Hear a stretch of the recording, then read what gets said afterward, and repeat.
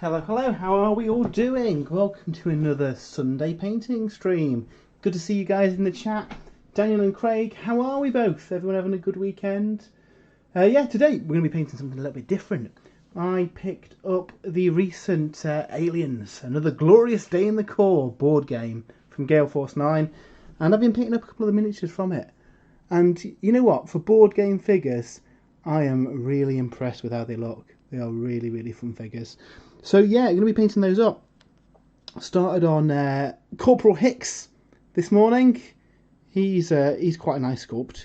And then I think we're going to get some paint on Ripley as well, because, you know, it'd be a crime not to get some colours on Ripley before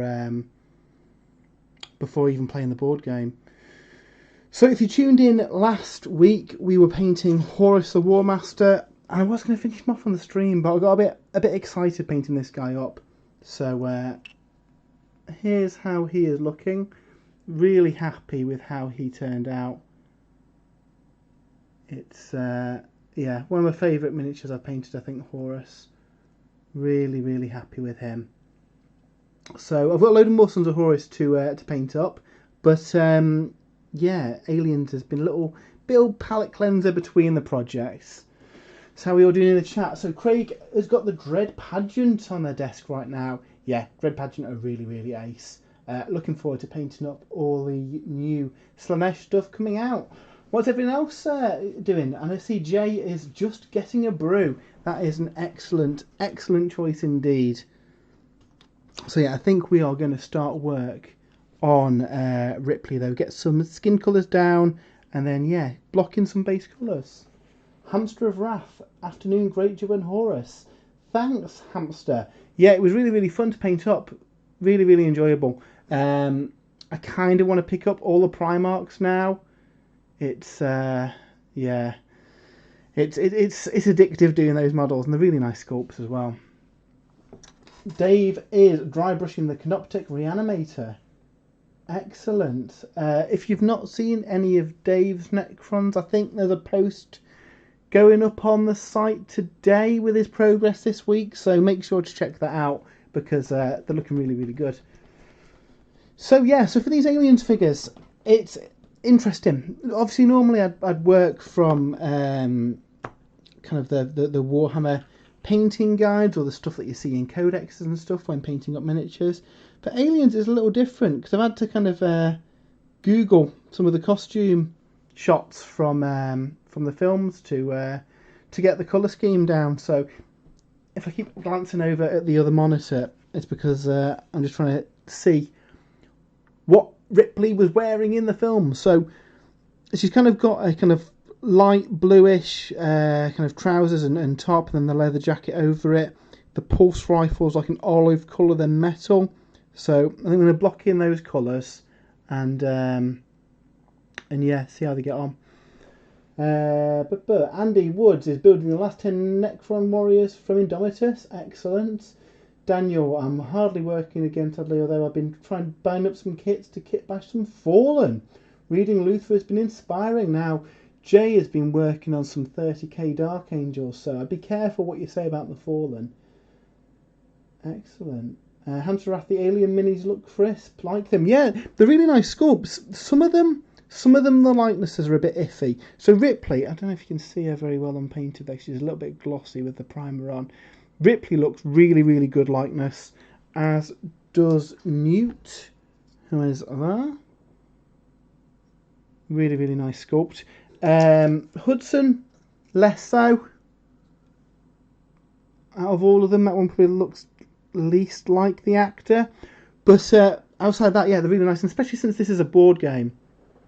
Craig, is there a Xenomorph mini? Colour shift paint would do the job. There is indeed. There are 16 Xenomorphs that come in the set, and they're all right. The arms are a bit funny on these. They kind of look like they're moving in to give somebody a hug rather than rip their face off. But yeah, they're pretty nice sculpts. What I'm thinking is, I'm looking at the kind of pictures from the film. There's a mixture of kind of brown, brasses, and silvery colours. So I'm thinking doing some dry brushing. The teeth, the kind of prehensile inner jaw silver, I think there's some silver detailing on the tail as well. And then what I'm going to do is just hit the entire thing with a gloss black, just to give it a bit of a sheen. But yeah, the colour shift paints look really good. Maybe a kind of black to purple maybe, or a black to blue. In Aliens in particular, a lot of the kind of studio lighting was blue. So I've seen a lot of people do kind of a blue dry brush over the entire miniature, just to try and create that effect, which looks really good. So have a bit of a play. Hamster Wrath. Facial detail with the helmet is probably a sod to do sculpt wise. Well, the Xenos do grab people. They do indeed. So yeah, maybe less so of a hug than tearing them limb from limb. But yeah, they're pretty nice sculpts. This only recently came out and it kind of passed me by until I stumbled across it on Amazon. So yeah, I haven't actually played the game yet, guys. It looks pretty good though. If you think kind of Space Hulk, you've got a team of Marines, which is basically the 6 miniatures plus newts that you get in the box. There is an expansion pack that has some of the other Marines that went to LV426. And then yeah, you play through a series of scenarios, and depending on how well you do, it'll change the course of the narrative over them. So say if Hicks died in mission 1, you wouldn't have in mission 2 because he's already dead. So yeah, it's one of those games where as things go bad, it's going to get worse and worse, which is suitably fitting for Aliens, really. I quite like the look of that. There's an interesting mechanic as well, where you get a deck of cards. I think it's called the Endurance deck, and that essentially represents your kind of ammo and morale. And different events in the game will cause that deck to dwindle, and as it runs out, you're getting more and more desperate. So yeah, quite an interesting mechanic. Looking forward to giving it a play, but I really wanted to get the miniatures painted first because yeah, I think you can play it solo.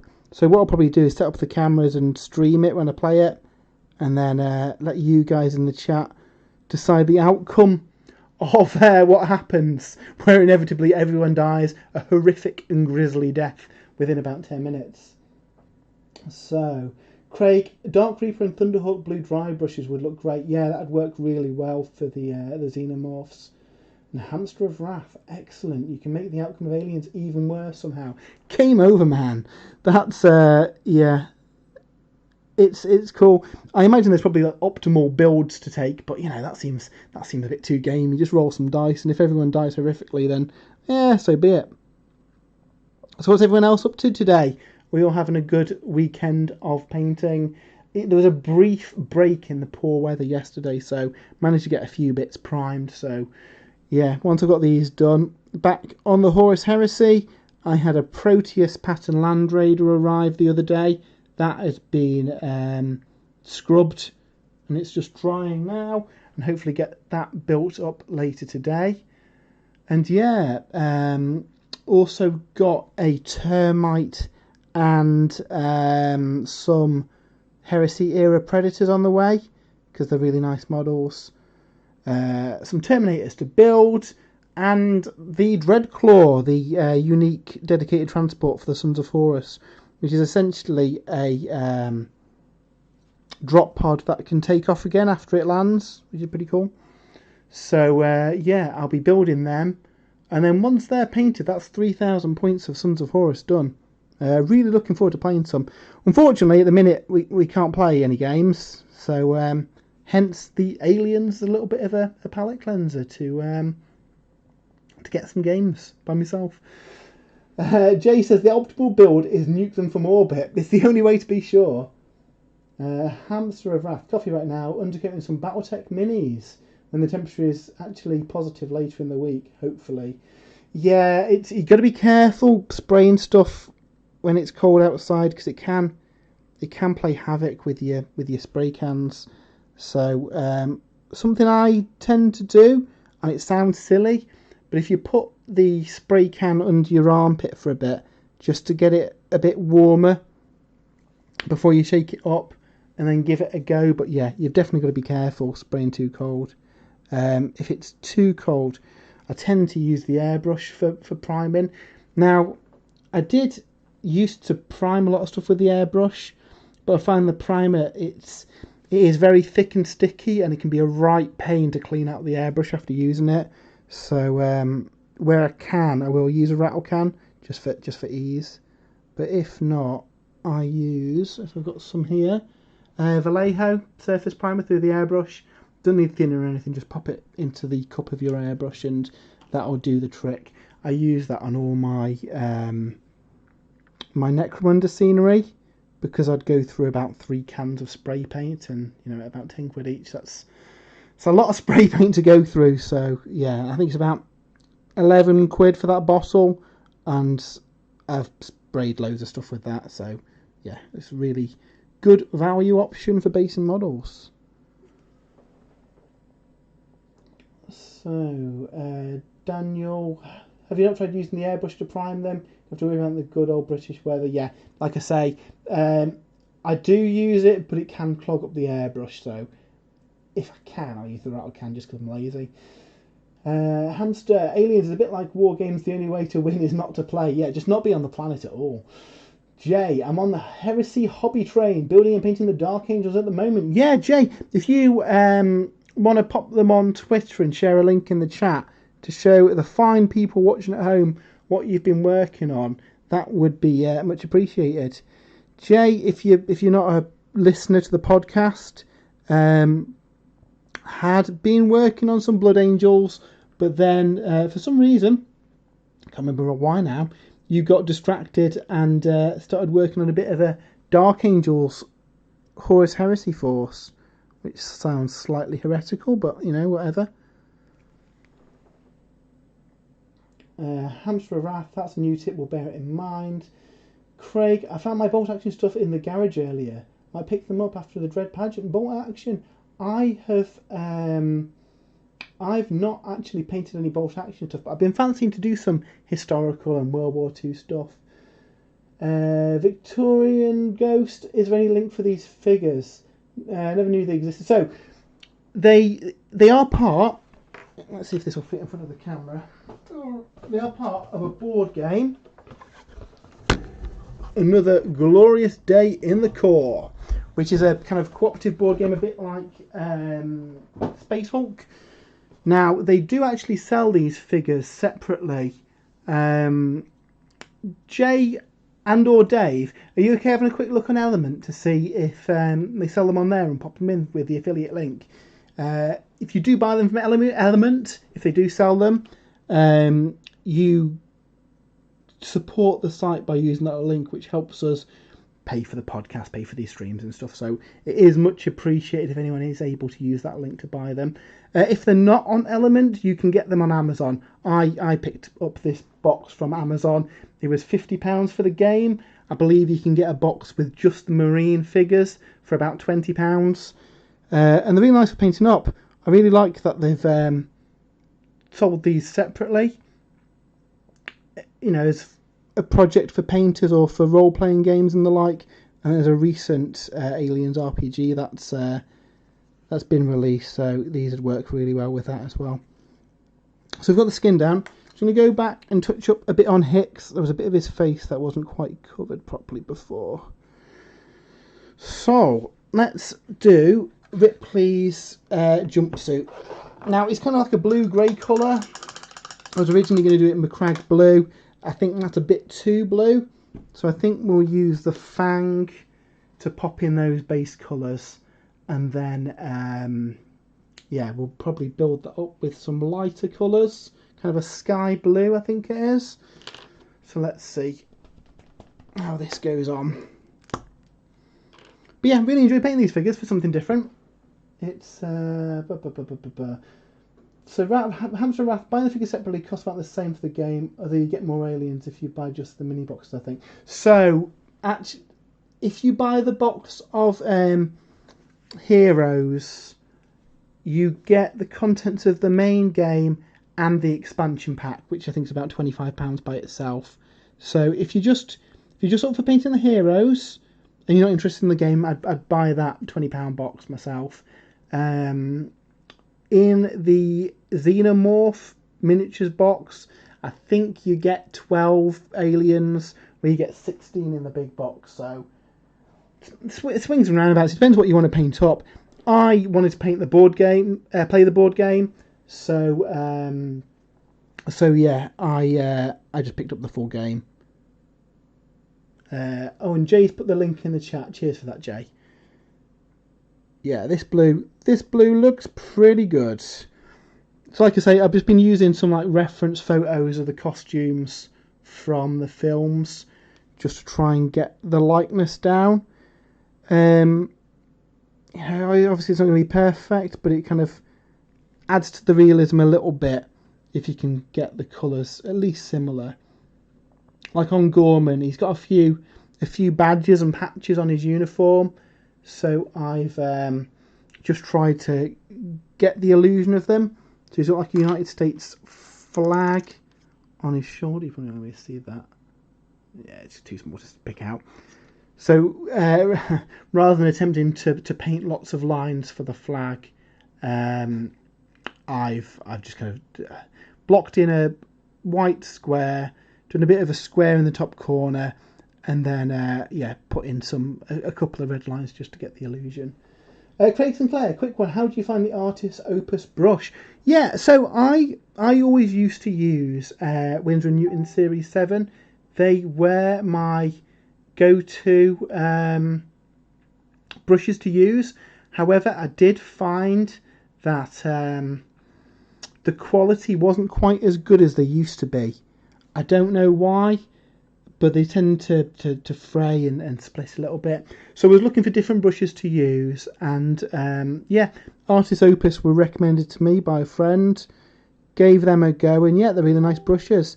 They seem to be keeping their shape well. It's they're pretty good. So yeah, happy with them. So yeah, I mean, I've used all sorts of brushes. I've used Games Workshop brushes. I've used the Artificer ones. So I'm not, bound to a particular brand of brush as long as it keeps its point and it doesn't fall to bits, and I'm happy with it. But yeah, I've been pretty happy with these. I picked up, I think they did a kind of a box with one of each side for, I want to say, about £40. So picked that up from Element, and I had no issues. I've ordered a couple of the miniature brushes as well. So with brushes, what can be a bit misleading when they use the miniature kind of title, doesn't mean they're designed for painting miniatures, because even the non-miniature ones are fine on miniatures. It refers to the length of the bristles. So if I've got one here actually, so if you look, this, I don't know if you can see that, but the miniature ones, the brush is about half the length for the hairs on it. Some people find that a lot easier to control than having the full length bristles on it. So again, have a play around, see what you're comfortable with.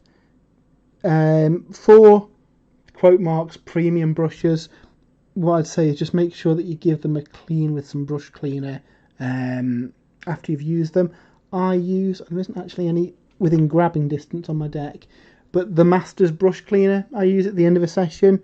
Just make sure that your brush is nice and clean and doesn't gunk up. If you get the box from Artist Opus, I believe they put some brush cleaner in the box with it as well, so that'll get you going, which is really cool. So what have we got going down in the chat? So like Jay's found the links to the alien stuff.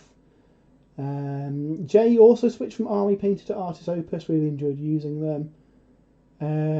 Daniel, there's quite a few fake Winsor & Newtons around apparently. What a time to be alive when people are making fake brushes. Well, you know what, that may have been the issue I had with the last batch of them that I used. I think I bought them from Amazon, and Amazon is unfortunately at times a bit of a wild west for fake products, and at the end of the day it's going to be difficult to know if you've got a fake brush or not. The ones that I had frayed really quickly, so that's possibly what it was. Hamza and Wrath, that's a nice skin tone going straight on the black. I have issues basing in black with light colours. So yeah, I use a black a lot for my base colour. Bugman's Glow tends to go on that fine. You might need to use a couple of coats, but I have no issues with it. If I'm going... My Giants, and I might have one just to hand here. My Giants were based with Kislev Flesh, I believe, over Rathbone, one of the new contrast sprays, just because I wanted a lighter colour and get all the kind of coloration in for his face. But normally, yeah, I just do Bugman's Glow over black, wash it down with Reichland Flesh Shade, start building up with, I can't remember what the paint's called now, Caveman Flesh Tone. And then what I'll do, I'll put in some reds to try and get the illusion of like the kind of blood vessels under the skin, that kind of stuff. So Horus's face, I did like that. It takes a little longer to do it, and you know, it is brown trousers time when you're almost finished face. You mess up, but it's easily fixable. But yeah, no issues putting Bugman's Glow on over black myself. Your mileage may vary. Sometimes the consistency of the paint can change as well, so just have a play with it on your palette. And worst case, just put on 2 coats, not the end of the world. Dave, currently using GW brushes at the moment, but have switched between different ones. Craig likes Army Painter and Rosemary and Co brushes. Gave up on GW sadly. Now, you know, there is still a place for GW brushes. I use their dry brushes and their wash brushes. And I have used the Artificer ones in the past. But I want to say they feel very much like Winsor & Newton brushes. So I've got a feeling they probably are. I know previously Winsor & Newton made a lot of Games Workshop's standard range brushes. So it wouldn't surprise me if they are Series 7s essentially. But yeah, the plus side to the Games Workshop brushes is that, you know, in town there's a Games Workshop, I can pop in and just get a brush. Where if I want to get any of these more kind of specialist brushes, I've got to order them. They're normally quite a lot more expensive. So yeah, there's definitely a place for GW brushes. That being said, I do tend to use Artis Opus or Winsor & Newton where I can, especially if it's something I want to have a bit more control with. I find that the GW brushes do tend to go a bit funky after a couple of uses. And I think they're all synthetic apart from the Artificer ones.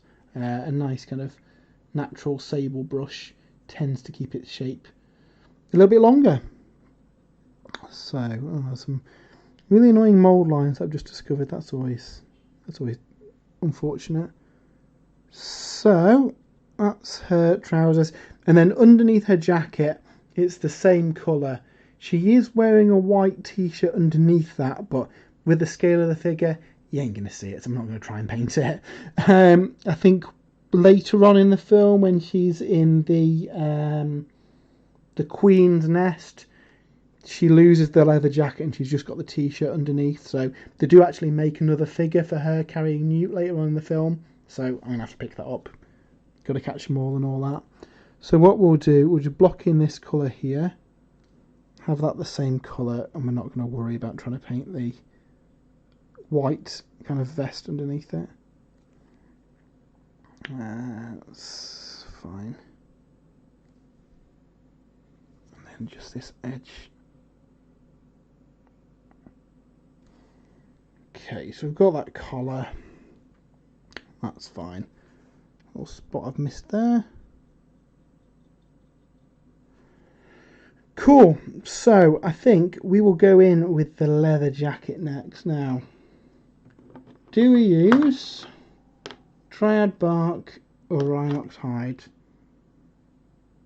I think we'll go Dryad Bark for the leather jacket and we'll use Rhinox Hide for her hair. So I think I'll block in her hair next. And when I'm doing base colours, I'm never too neat with them. I find that you can always go back and touch it up once you've blocked in the majority of the colours. So if we go Rhinox hide, we'll do her hair. We'll then do her jacket. And then, yeah, we'll start on the pulse rifle, maybe with the silvers, and then go in with the kind of olive green of the gun itself. Her boots are very kind of like 80s Nike trainers, so white and red. What I'll do, I'll find a reference photo and get them matched, but it will start with white. So the way I paint white, Celestra grey, Ultrawing grey, don't even try and go to a white because it's hard to paint white, so a very light grey is what I tend to do. Right, so we will paint in her hair. And again, a lot of this will be obscured by the washes and the layers that we go in later. Now that might even be a little bit too brown for her hair. But we'll wash it down, it'll be fine. We might even put some like Basilicarum grey or something over that, maybe to bring it down a bit. But it's fine, it'll do for a base coat. Pop this in. So what's going down in the chat? Jay says, who would win, Xenomorphs or Deathwatch? Well, I don't know. I think the Deathwatch would be struggling against the Xenomorphs. I mean, they're basically a nastier gene stealer, aren't they? It's going to be trouble for them, I imagine. Hamster Wrath, a good pair of running shoes is essential equipment in the Aliens universe. It absolutely is. I mean, running is often the best tactic. I wouldn't want to fight an alien myself. Dave says Deathwatch. Jay says, I don't mean Dave's Deathwatch, even E.T. could beat them. So, if you've not seen any of our videos or listened to the podcast, Dave's Deathwatch have some abysmal luck.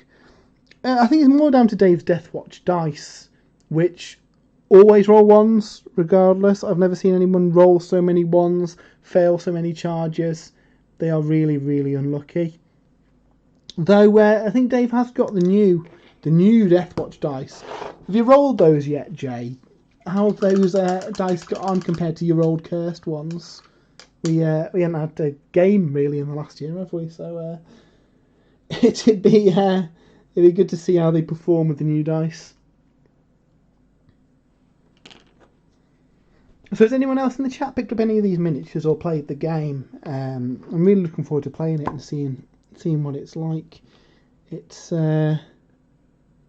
always good when you get a kind of a game of a 80s film that you like, and Alien's a really good shout. I do wonder if they'll use the same kind of like system for making a Alien game or an Alien 3 game.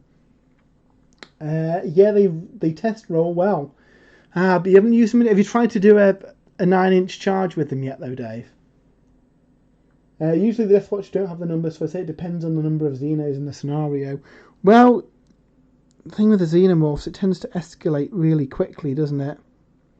You know, you start off with one, and then there's a queen, and then there's eggs and face huggers, and before you know it, it's game over, man. So yeah, it's difficult work for the Deathwatch fighting the Xenomorphs, I reckon. But then, like Jay says, Xenomorphs are basically kind of the equivalent of Tyranids in 40k. And I believe that the Gene Stealers were, in fact, Space Hulk was pretty much inspired by Alien at the time. So, yeah, it is interesting if this is like a Space Hulk style game. That would be a board game inspired by another board game inspired by Alien itself.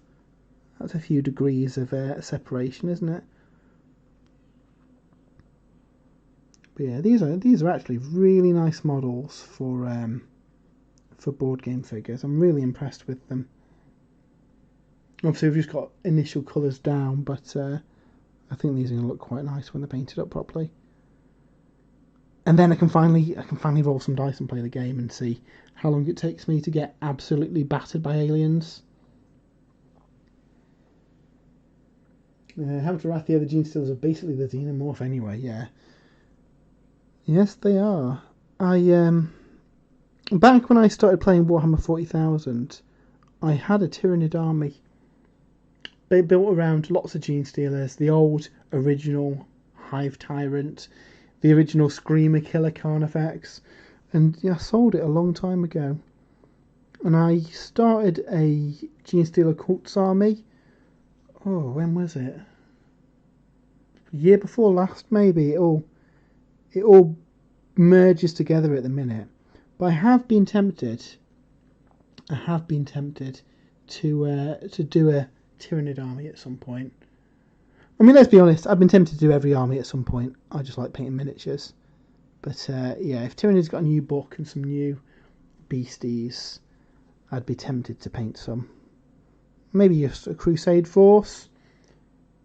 But yeah, I think that'd be fun. 2 years ago, Dave says. Yeah, I need to finish painting them. The problem with Gene Stealer Cults is that you've got a lot of models in your army, and I don't think they got off too well in the transition to 9th edition. Some of their point costs are a bit questionable at best. A lot of their unique army abilities, are less good in a game where everybody can come in from reserves. So I do think they need a new codex just to bring them up to date. So hopefully we'll see that at some point this year.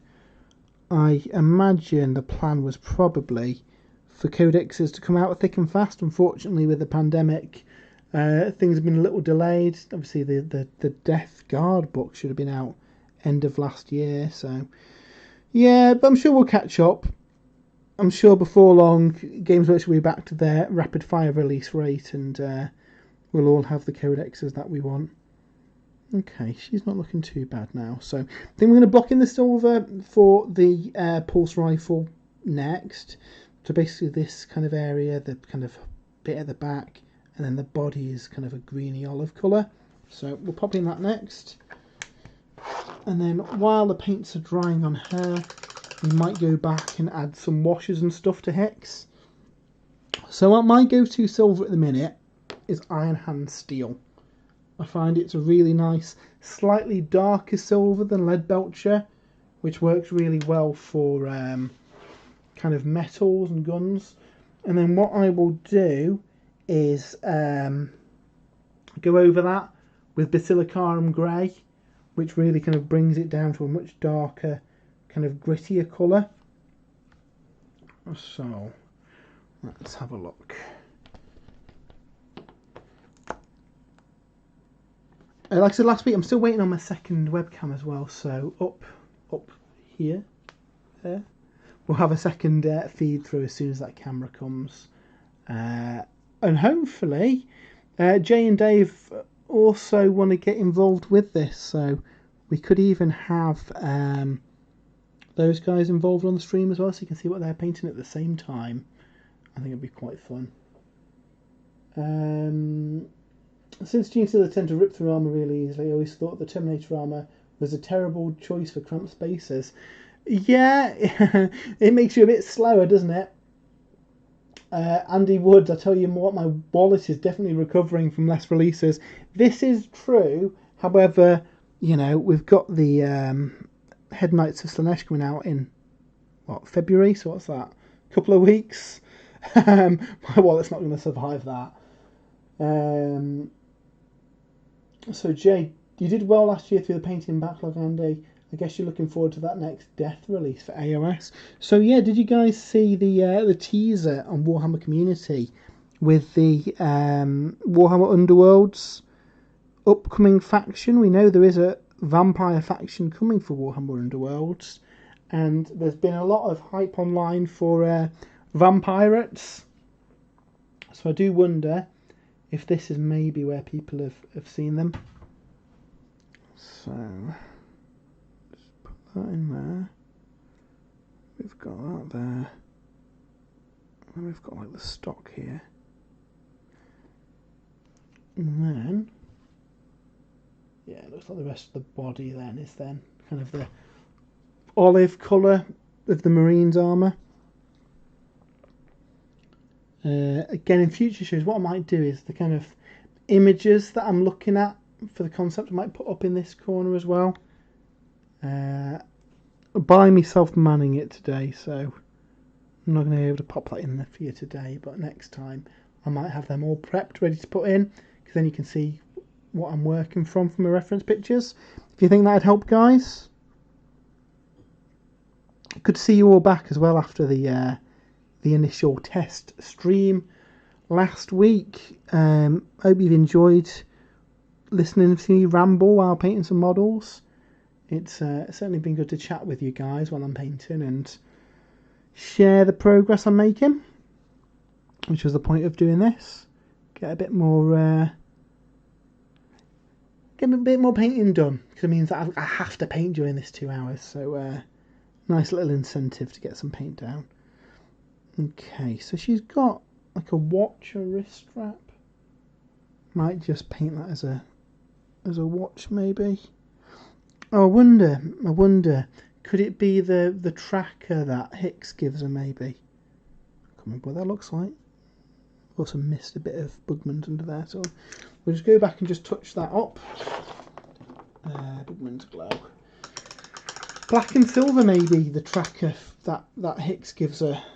I admit I haven't seen Aliens recently. I was looking for a digital copy online, but it's not on Netflix, and I think they're charging about £4 to rent it on Amazon Prime. So I am sure I've got a box set somewhere, so I might pop that on later today while painting the rest of these guys, and then yeah, we'll see what colour this thing is here. Cool. And then we just want to neaten up this, because that blue's just slightly going into her neck. There we go, that's a little bit better. If you can see there, the collar's a little bit neater now.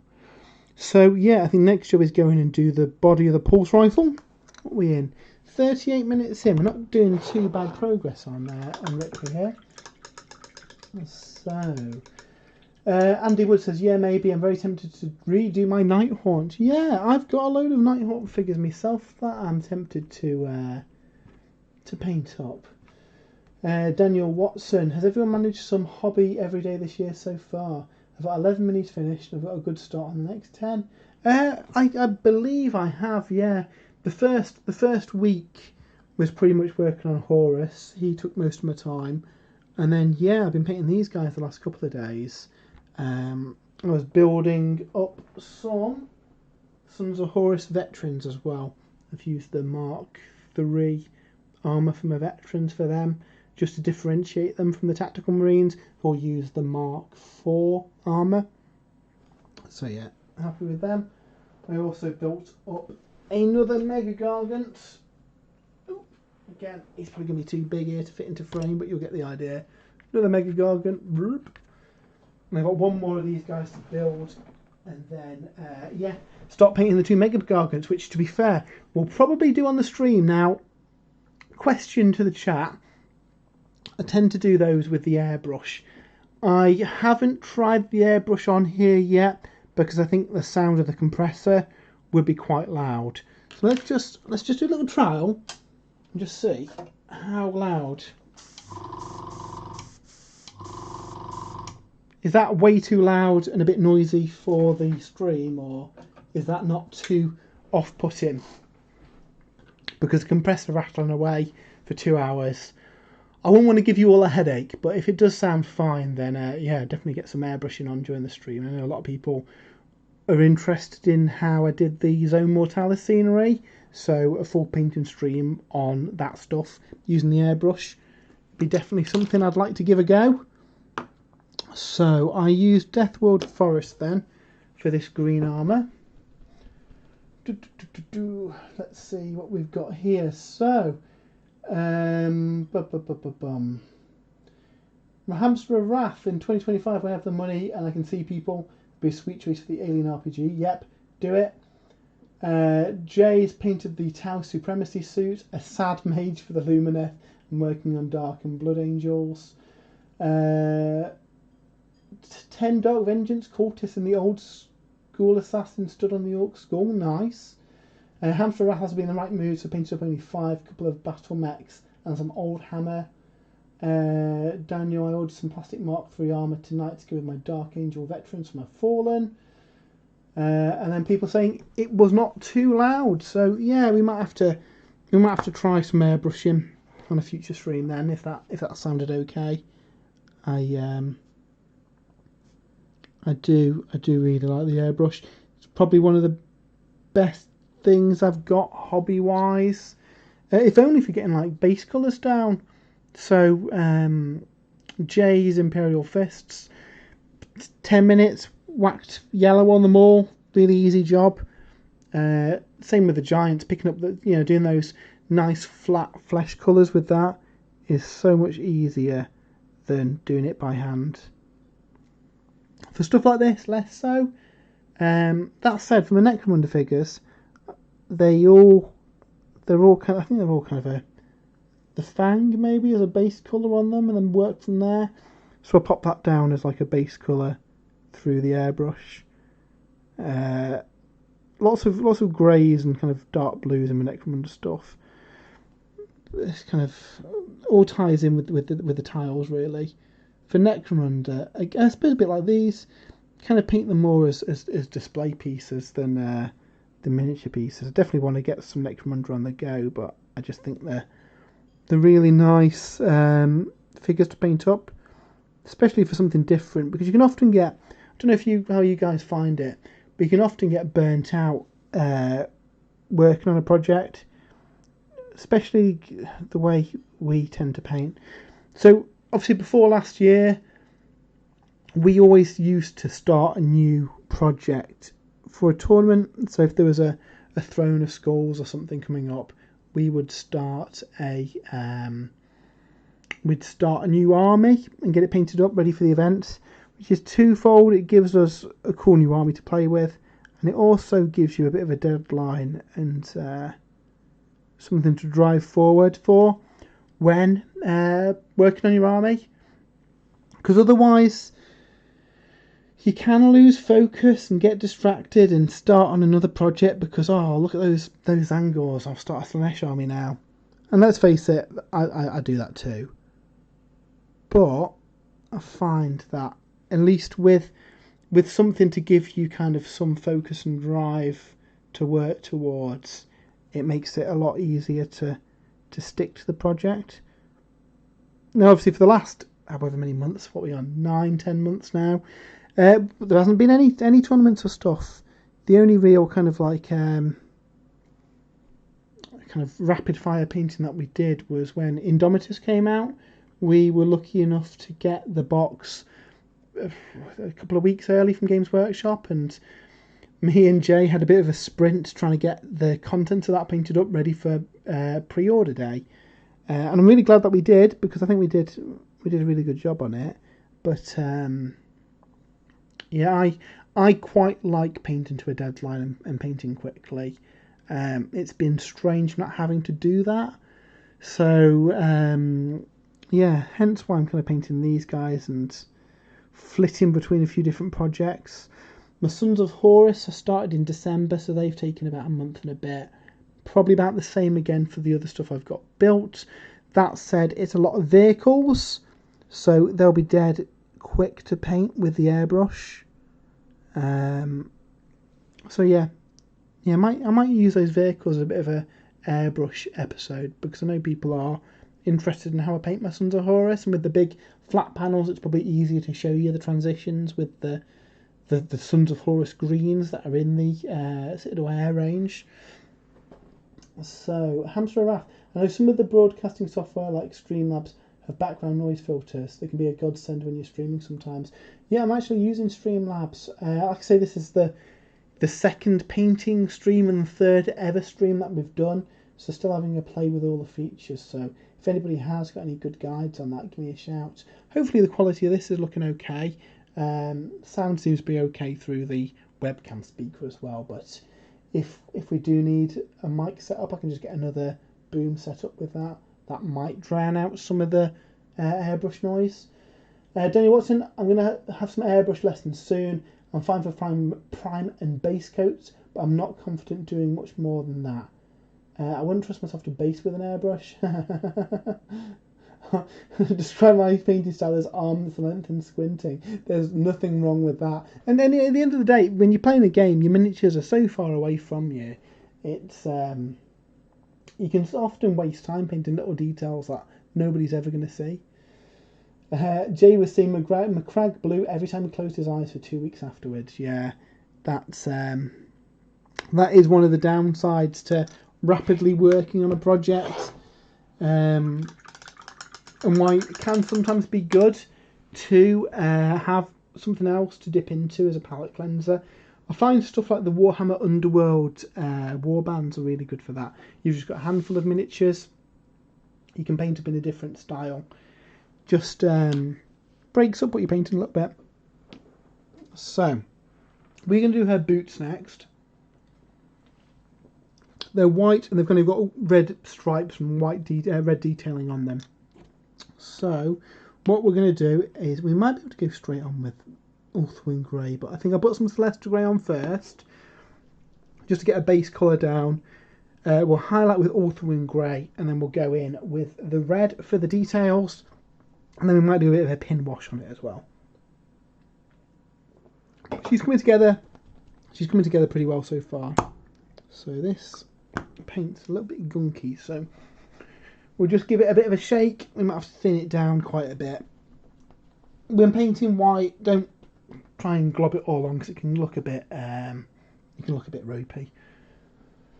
So Andy's saying, enjoy painting now more that I don't have a deadline. Now that I have 2,000 points of LOS done for a few armies. LOS. No, lost you there, Andy. And a few armies done for 1,000 point games in... Oh, it's AOS. And 1,000 points done in 40k. I don't want to paint for an event now. Yeah, it's... You can get a higher quality and not get burnt out by not having to rapid fire paint an entire army in one go. That can be soul destroying sometimes. So yeah, you're going to enjoy painting more by not having a deadline for it.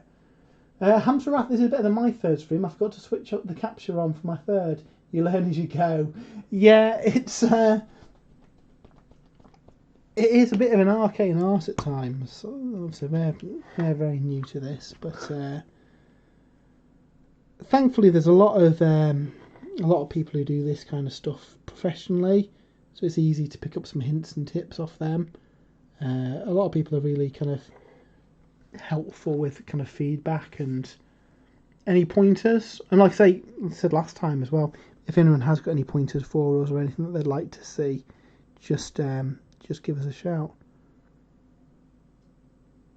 All feedback is taken on board and appreciated.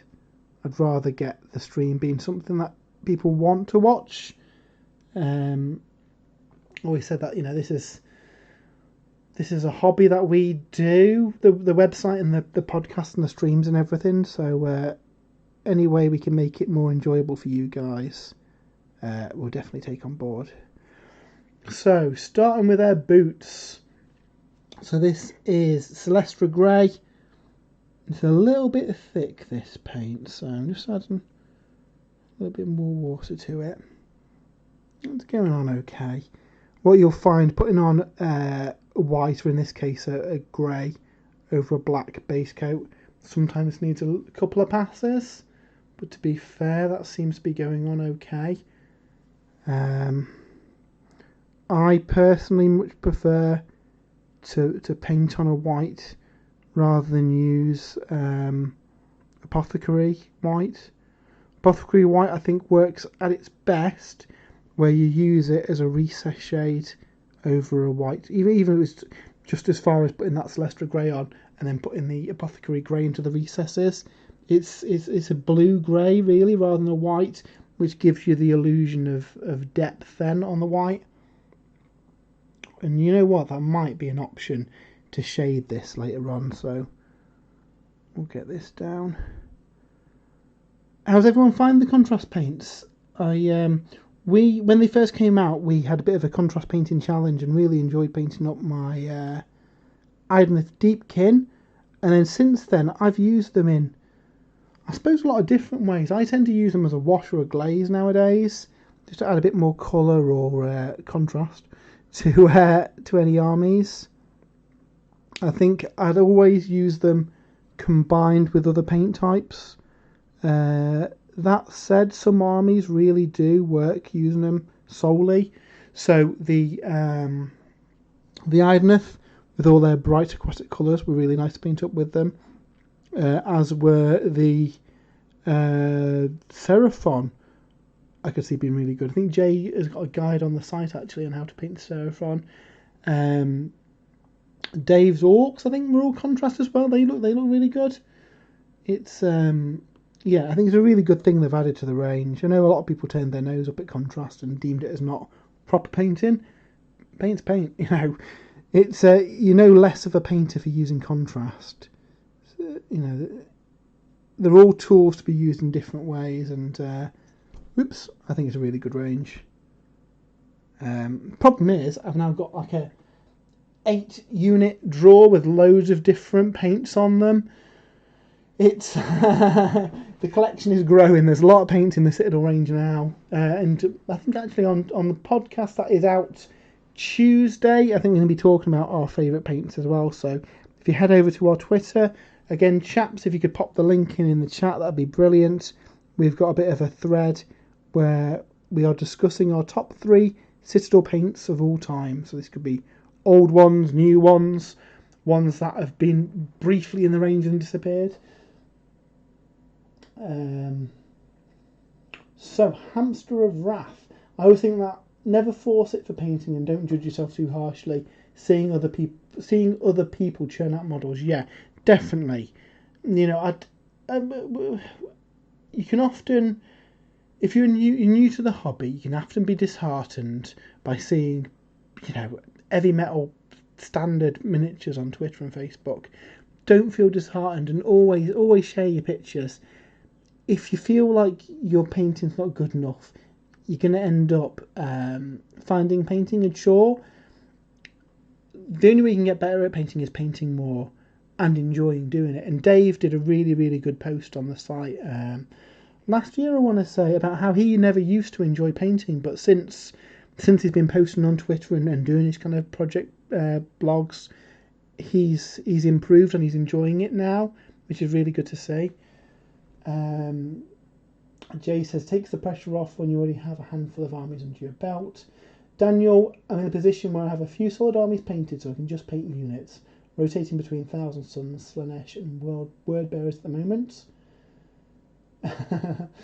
Hamster of Wrath, Night 2022 edition, Vishu for fleeing xenomorphs.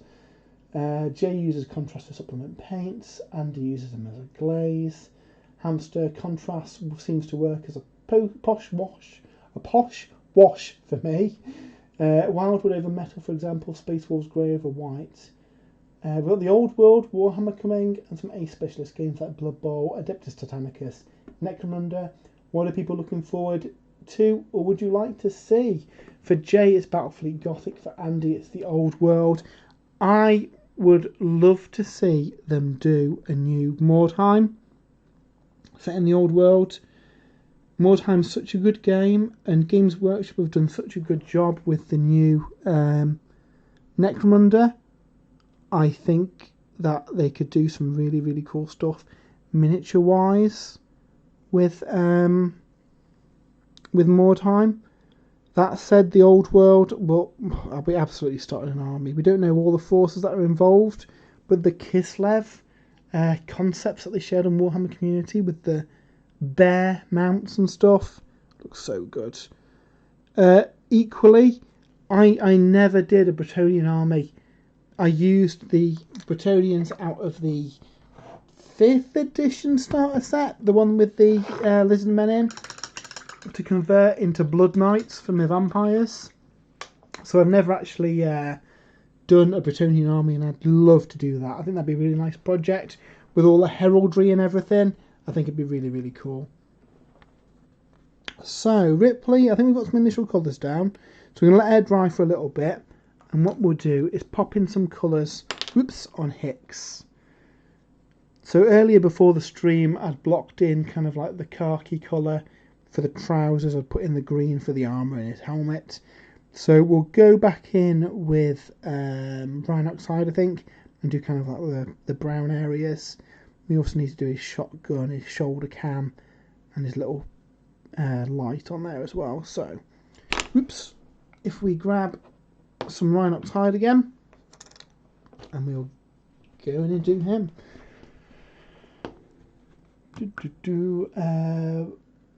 Battlefleet Gothic. Seems to be a lot of love for Battlefleet Gothic in the chat at the minute. So, painting battleships will be a great change of pace from painting infantry. Hamster Wrath says that's the great thing about mechs, no flesh tones. If you've played Adeptus Titanicus, amazing game. Can't wait to see what this new Titan that they showed off on the preview video is. Daniel Watson, Battlefleet Gothic, I'm very keen for. I'd love more time to come back. I love the art style and the gangs. I don't think Games Workshop will have a game with more character than Mordheim. Jason, you've never played Mordheim. I am upset. I'm not angry, I'm just disappointed. I've got the rule book if you want to borrow it, dude. It's really good. And somebody paint Hicks. Like it. This stream does need more Aliens references in it, to be fair. I feel I've left the side down. But yeah, I'm really impressed with these models. When I bought them, I didn't realise that they were on a sprue as well. I assumed that a lot of board games you've got kind of pre-moulded models that lose a little bit of detail. These do actually all come in kit form, so you build them. And yes, the detail's a little bit softer than Games Workshop stuff, but yeah, they look really nice. So really impressed with them so far. And like I say, it kind of passed me by at first. It was only the other week where I saw there were some videos of people playing the game, and I was like, wow. I'm a big fan of Aliens. I like painting miniatures. Combine the two of them, yeah, that's a winner right there.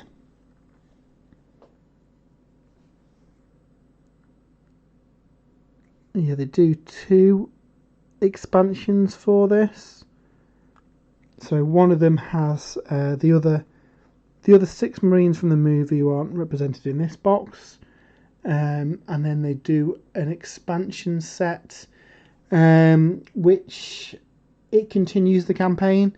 So it's got additional missions in there. It comes with a miniature for the Alien Queen, a miniature for Ripley carrying Newt, the power loader, Bishop, and then a miniature for Bishop ripped in two by the Alien Queen. And then more tiles and cards and stuff for the campaign. Again, if you're not into the kind of board game side of things, that should be brown there. If you're not into the board game side of things, they do actually do a box, and I don't think it's expensive. I want to say it's like 15 quid on Amazon with the Alien Queen, the power loader, and Ripley in it. But yeah, I think I'll be picking up the kind of board game version just to add to the collection. Hopefully something we can all play together when the world is in back some kind of normality. But since it has a solo play function, then yeah, brilliant. I can happily play some games by myself. Jay says something, am I being kicked off the team? Absolutely, if you've not played more time. And Hamster Wrath was curious about the sculpt quality, but they look decent. Yeah, so what I've found, some of the likenesses are better than others. Now, I don't know if it's about likeness rights, maybe. Ripley looks really good, and to be fair, Hicks looks pretty good as well. But Hudson looks absolutely nothing like him. To be fair, at this scale, that's pretty forgivable. You know, at this size, you can't really make out the details. You know, Games Workshop for their Middle Earth stuff, they clearly employ some kind of wizards to get the likenesses down because they're really good with the miniature likenesses. But for, yeah, like I say, for a board game figure, they're really good. Jay says you might win that. Fair enough. So, has anyone got any projects that they want to start then in the year? Obviously, it's a strange one because at the moment Games Workshop pre-orders are fortnightly. So, I know a lot of people were keen to start Slanesh in January, well they're February now, and I know Dave in particular is keen to get his Death Guard up and running again. Any upcoming releases that we know about that that you guys want to see, you want to buy, you're looking forward to getting? I'm gonna have to pick up the battle box, Piety and Pain, I think it's called, with the Drakari versus the Sisters of Battle. Looks really good. For the Sisters in particular, you get a tank, you get your heavy weapon squad in there. You get a Venom, is it, on the Drakari side? Some Scourges, some Witches. Oh, and the new character on each side as well. Looks a really good set. What I tend to say with those things, they do sell out super quickly. So if it is something you're interested in, I'd pull the trigger sooner rather than later because a lot of them tend to be sold out. You know, the same day they go up for pre-order. And you do tend to save a lot of money in them. We don't know the details on this new one yet, but even if it's sold for, I don't know, 125 quid, which is on the high end for a battle box, and realistically it's probably going to be a little bit less than that, especially if you get it from a third party. I think I worked out there's about 200 quid's worth of figures in that box, so that is a big old saving. Samson Wrath not going to be that close to them most of the time. Exactly.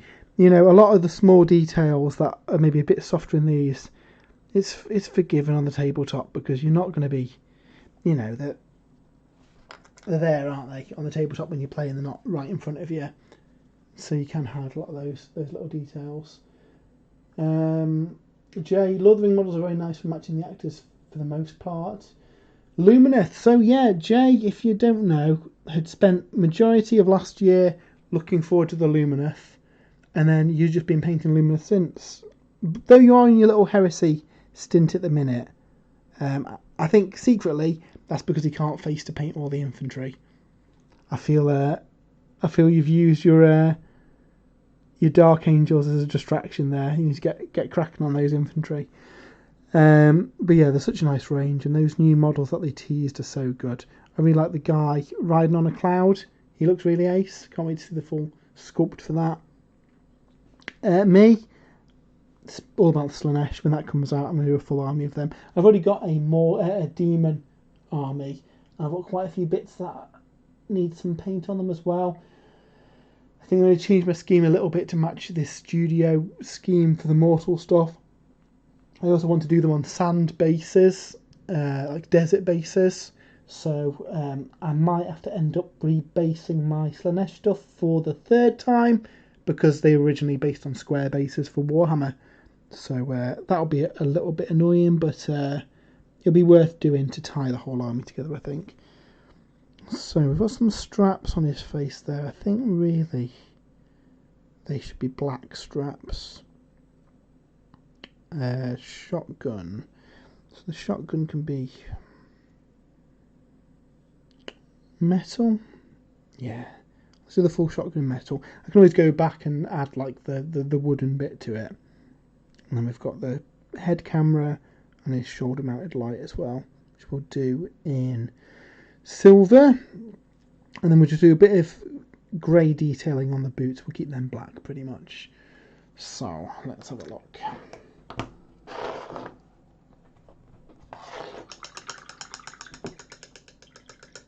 So I'm going to a 40k Warhound as my big project this year. This is Daniel Watson.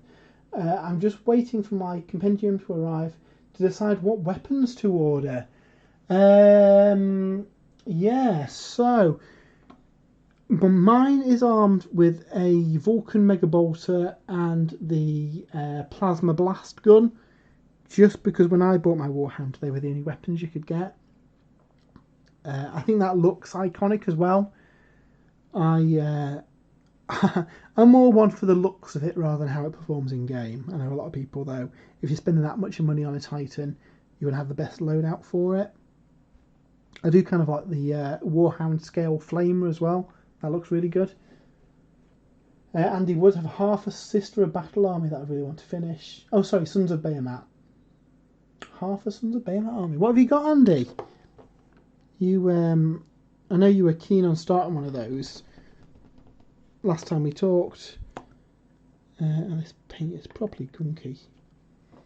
What's one thing I want to do is, and I've been putting it off, have a bit of a paint pot cleaning session. You know where they all get gunked up at the back where the paint's dried. It's a messy job, but I really need to do it because some of these paint bots are properly gross looking now. Jay, I've done all the Lumith Heroes. It's not the battle line, but yeah, I'm not relishing the thought of starting them. Yeah, that's. I was saying this to Jay the other day. What I will try and do is paint your kind of compulsory units, and then go back and do your kind of heroes and tanks and cool stuff as a treat to break up the painting a little bit, because otherwise you'll do all the really fun cool stuff and then it'd be like, oh, I don't want to paint these. Hence Horus was painted last after I'd done all my kind of basic units. I did two tester models that were heroes, to be fair. Then I did my tactical squads, Terminator squads, and then went in on the characters then Abaddon and Loken and Horus now. And then my cool tanks have arrived, so now I've just got awesome stuff to paint. Makes it a lot easier to stick to the project, I find. I don't know, what does everyone else in the chat think? Do you tend to start with the core models and then churn through the basic troops, or do you like to get the kind of required battle line and basic stuff done first and then treat yourself with some heroes and tanks and monsters and stuff? Good things with Sons of Bahamut, they're all kind of big monsters, so that's an easier one to do. Andy would have done 1 mega and 3 man crusher. Well, that's good going. You only need 2 more models then for an army. Another 2 mega gargants and you're sorted. For those who don't know, Andy's part of the Purple Sparkly Unicorns, who've been doing a few events and stuff in the crew area. And unfortunately, they had a few events on the calendar last year that have had to be cancelled due to COVID restrictions. So we're all very much looking forward to the event starting again, because they're always brilliant events as well. Nice mix of guys, nice kind of mindset. Everyone's there to have fun, not necessarily win at all costs. They're always enjoyable games. So if you are ever in the Cheshire area, I would recommend checking out the Purple Sparklies tournaments, because they're really fun. Nice mix of guys there, and always enjoyable. Not had a bad game at one. Daniel Watson, I think that's probably the loadout I'll go with. No matter which loadout I get, it's not worth 2,000 points. Yeah, I think the problem with the Titans, again, they're more of a showpiece. In a big Apocalypse game, they're good. But they're a really nice project to paint up. I've not used my Reaver in a battle, but it's one of my favourite models I painted up, and I do want to do a Warbringer and a Warlord if I win the lottery at some point. But yeah, the it's different painting something to that scale rather than something this size. Different ways of painting, different things you need to bear in mind. As a nice mid ground, I would recommend the Adeptus Titanicus Titans as well. So you've got a Warlord in that range. It's a little bit shorter than a 40k Imperial Knight. Titanicus Knights are about Space Marine sized, so they're a nice little project if you do fancy painting some big, chunky, roboty things. I know they're not technically robots, but yeah, big chunky robots. Oh yeah, is that a knife on his belt there? Let's paint that as a knife. So, we've got a lot of the silver detail on this guy now. He's looking okay. Daniel, I like to paint some troop choices to get my eye in before I tackle a HQ. Yeah, I'll often do that as a tester to see if the scheme works. It's sometimes a bit brave going into the characters first, though. Jay did a really good job with his Lumina. They look really ace, so we really nailed the heroes on them.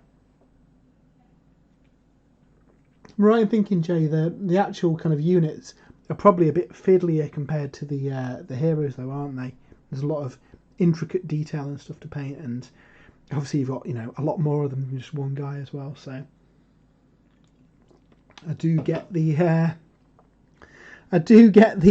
worry about starting them, because you're gonna have to be in the right mood to do that, and especially when you've got gorgeous Space Marine and Dark Angels models that have just arrived as well. It can be a little bit distracting, can't it? Staying on top it. But at the minute, we're not playing any games anyway, so it's not too bad if you flip from project to project. As long as you're painting, that's all that matters. So yeah, pretty happy with Ripley. Let's just go back in with some more Bugman's Glow on the face, because that's dried a little bit patchy before we go in. And I'm just going to... This, I think, is meant to be her tracker that Hicks gives her. So I'm just going to edge that with a little bit of metal, just to give it the look of something technological and a bit scuffed there. I think in the film it just looks like an 80s digital wristwatch, doesn't it? So that's okay. Cool. So let's do the Bugman's Glow on her. We'll do the straps on Hicks' boots, and then I think we're nearly at the point where we can start popping some washers down. So Andy Wood's mixes and matches between painting heroes and units.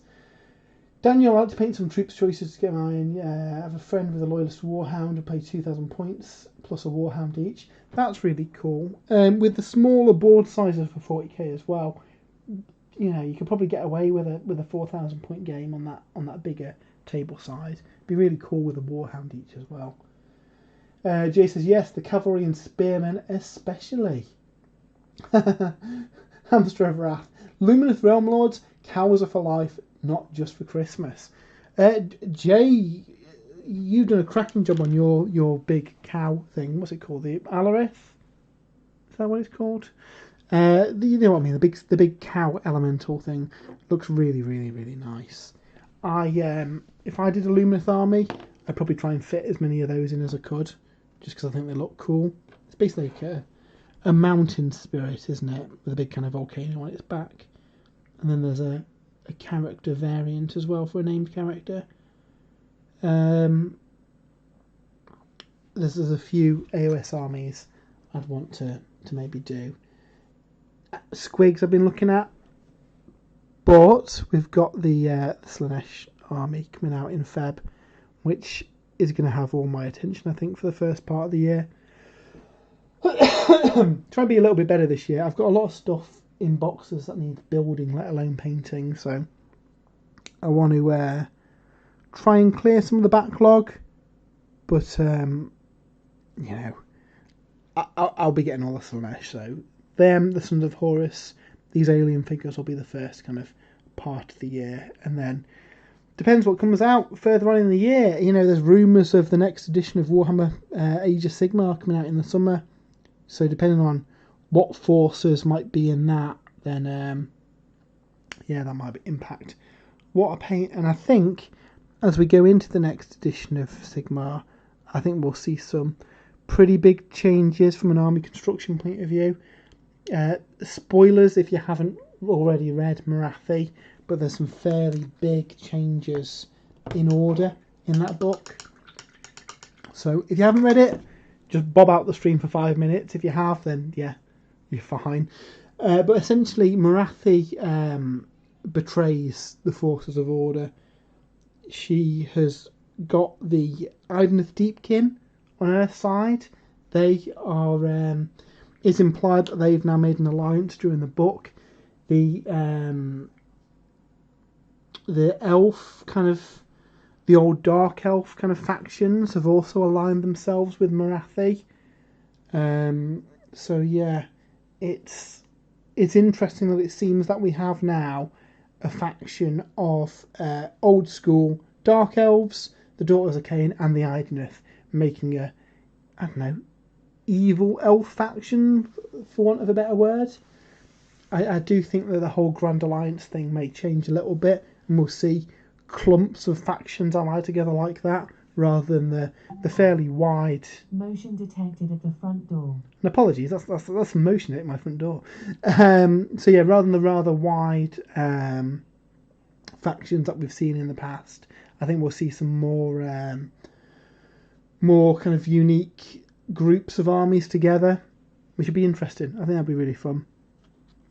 Cool. So we're not looking too bad. We're not looking too bad in these. That's not bad for some work this morning.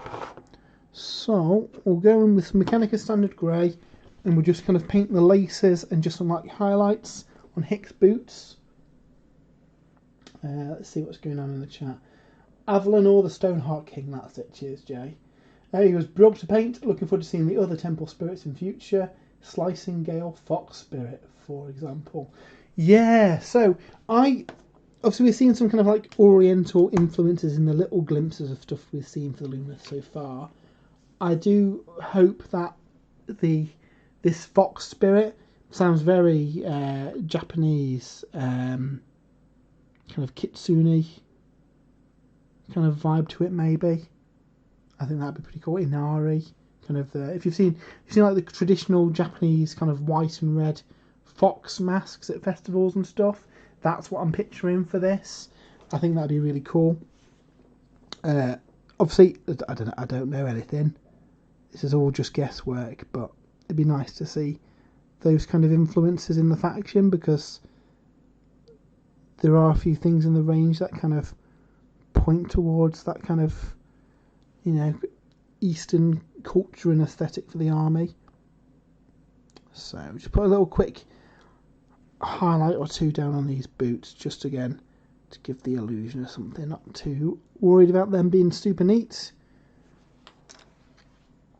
And then yeah, what we'll do is paint in the red details on these boots, and then we can start washing and highlighting these guys. Not taking too long to do. I'm keen to get these all painted before I play the game, so that's been my real focus at the minute. Hamza Rath says, you can't argue with a 10-foot tall cow wielding 2 great hammers. Well, not for long anyway, no. The blood worshipping snake owls being an order army always struck me as off, and then light doesn't always mean good. No, so, and this is it. I think order has always really been opposed to chaos rather than being good. However, there's some strange things in there. Like you say, the Daughters of Cain really sit away from the other factions of order, and even the Idoneth, there was, you know, talk of Teclis and the like abandoning them, so there was always some tensions there. So it's good to see that mixed up for the narrative of the game. I think that makes things a lot more interesting. Right, so we've got like a red tongue on a boot, a few red detailings, and then there's some like grey straps. I should have looked at my reference picture before because we could have done the grey at the same time, but it doesn't matter. So we've got red, you can see, we've got red kind of up here and then kind of red along the bottom of it. So we'll start painting this in. See how this looks. It could go disastrously wrong, but again, this is just the initial base stage. So don't need to be too worried about being neat. I can always block it back in again with another colour. So we've got, try and stay fairly neat within these straps and just block this in here.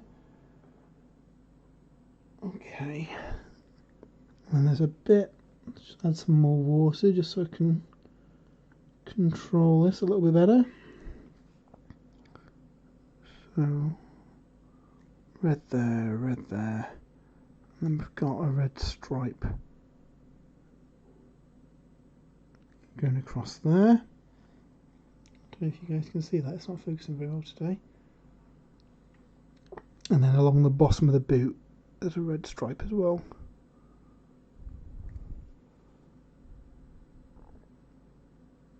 Very 80s trainers vibe on these. That looks alright. And then the other one we'll do the same.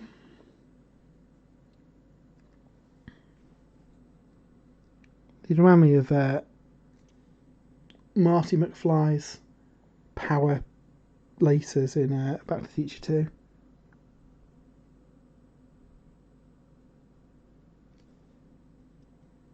Yeah, that looks okay. Again, another little stripe on here. And then just the details around the bottom.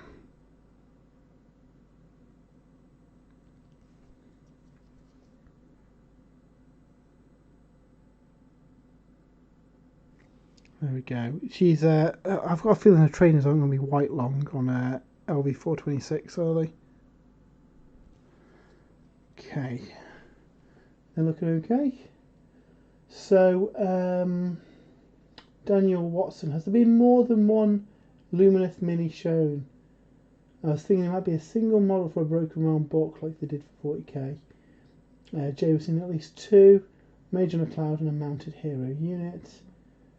The Ironeth are basically Dark Eldar with the whole Soulnicking thing. Yeah, they are exactly.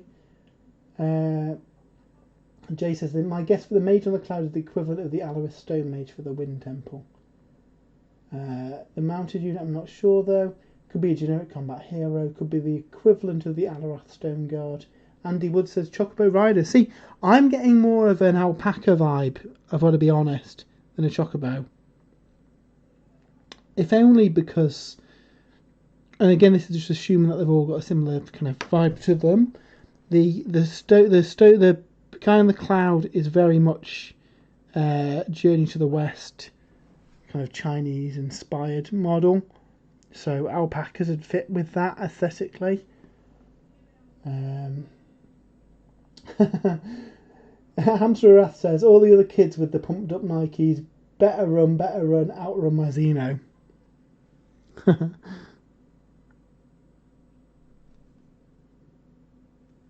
you go. Not so the scale of the model. I'm not too fussed about getting this perfect, but again, once we've washed it and added the details, it'll be fine. Cool. So we've got that down on it. That's good. I think the straps are grey. He's looking okay and probably ready for a wash now as well. We'll go back in and add the microphone. We'll do the face first. We need to do the strap on there. So we'll go in with a little bit of Abaddon Black and just block that in as well. And then alpacas are South American. Oh, what llamas? Are llamas Chinese? I'm sure something's from that neck of the woods. Equally, it could just be a dragon similar to the Spirited Away or the Never-Ending Story. Yeah, and that again also fits with the kind of Eastern vibe we've got going. I'd love to see a Lumineth riding a dragon. I think that'd be really cool, and a lot of people would be excited with that as well. Because to be honest with you, I was really expecting us to see a Dragon Knight equivalent in the initial wave. So hopefully we get something like that in this. Now, again, like somebody mentioned earlier in the chat, this could just be a model or two as part of the Broken Realms. It's unlikely we're going to get a new army book straight away for them. However, if there is a third edition of the game coming, it wouldn't surprise me if Lumineth were in a starter box. If it's, I don't know, Lumineth versus Slaanesh, Lumineth versus Malekith's elves. It depends what happens with this storyline for Broken Realms, because I think we might see, like I say, some big shifts in the makeup of the faction. And with the hype for the pointy elves and the fact we got this new army box, it wouldn't surprise me if they do get pushed as like the poster boys of the game, more so than the Stormcast.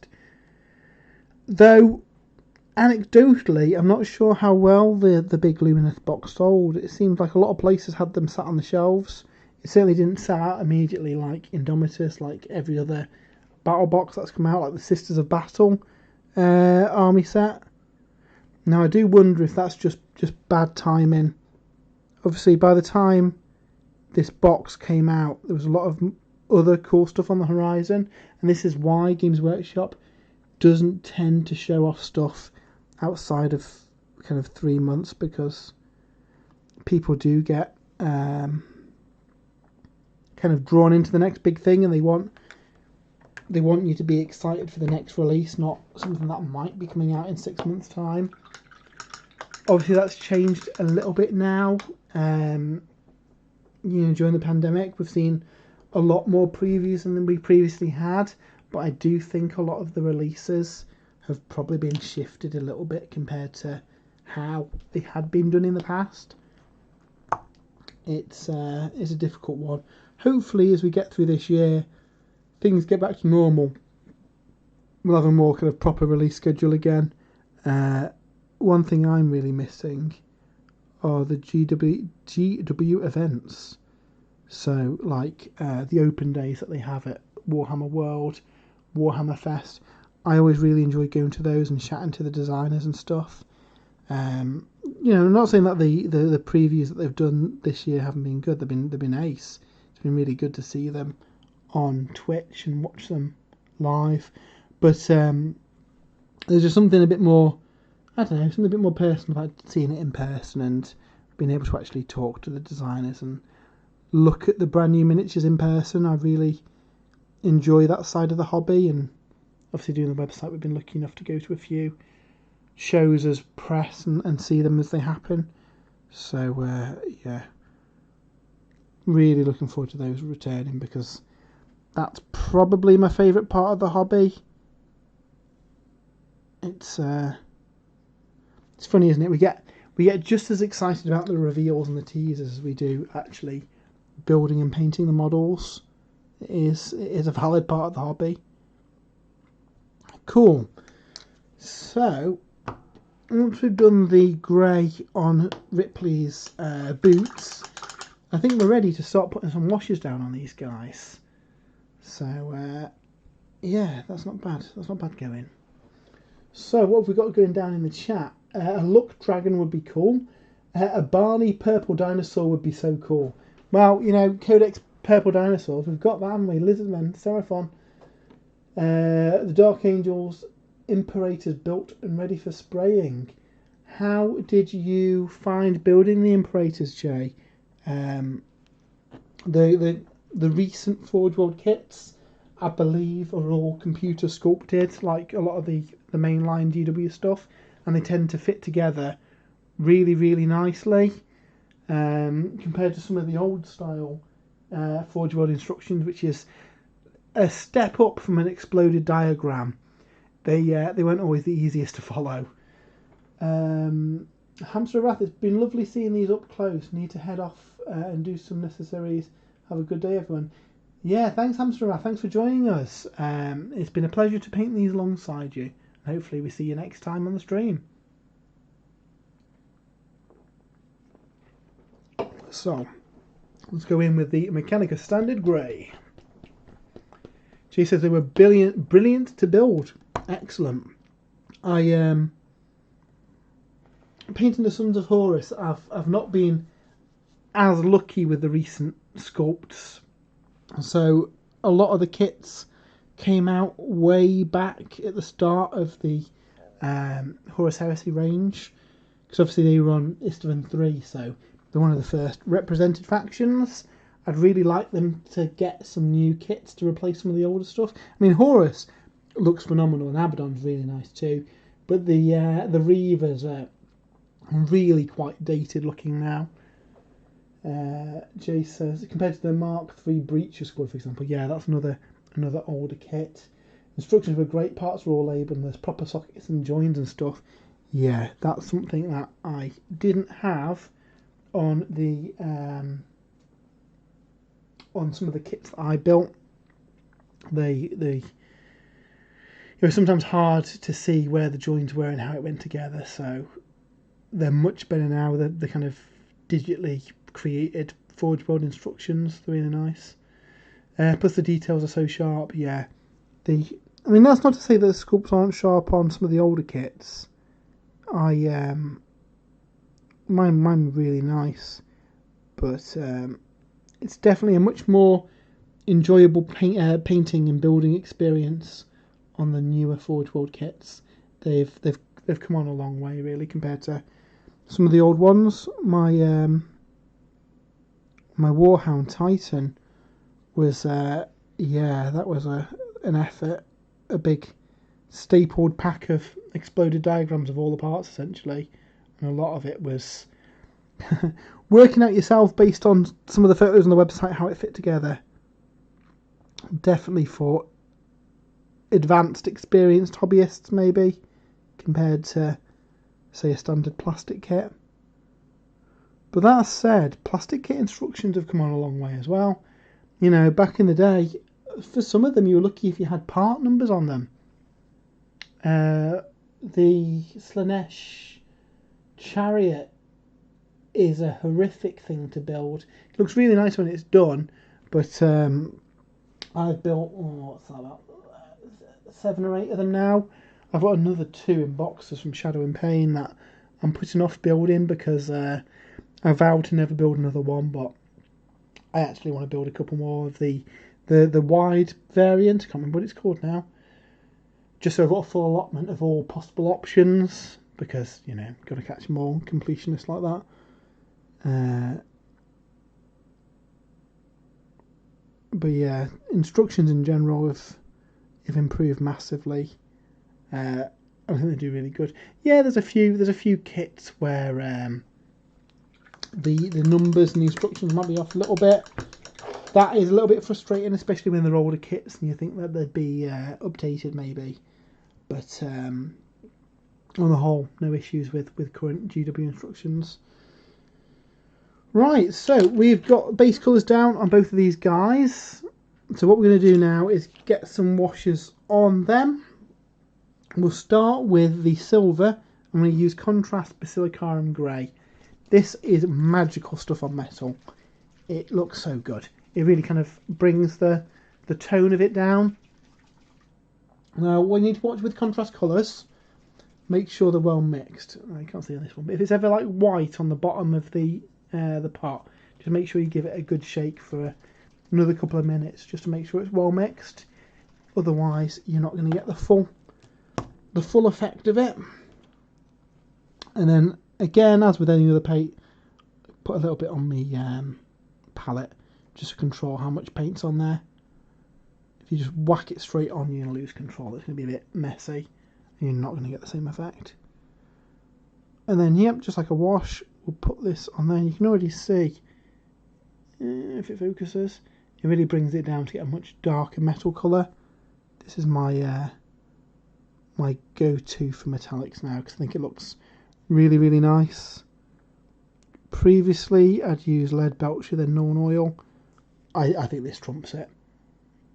I did tell Dave about this. He wasn't too keen on the effect. I guess it depends what you're painting, but I quite like the dark, oily colour to it.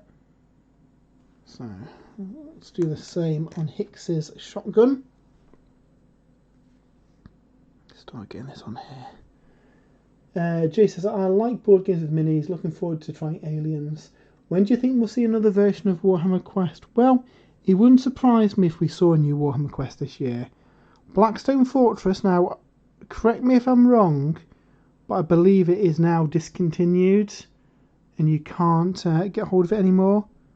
I might be completely making that up. I'm sure I spoke to a friend recently. I'd recommended him Blackstone Fortress because he was getting back into the hobby, and he said he couldn't get it anymore. It was sold out. So yeah, it is a possibility that Blackstone Fortress is gone. So presumably there'll be something else to fill the gap. Now Blackstone Fortress, I believe, has been super popular. So the question is, would the next Warhammer Quest be 40k again, or would we return to something more fantasy? And the big question with that is, would it be a Age of Sigmar Warhammer Quest, or would we go OG Old World Warhammer Quest? Now that's something that we might not see until the Old World is out.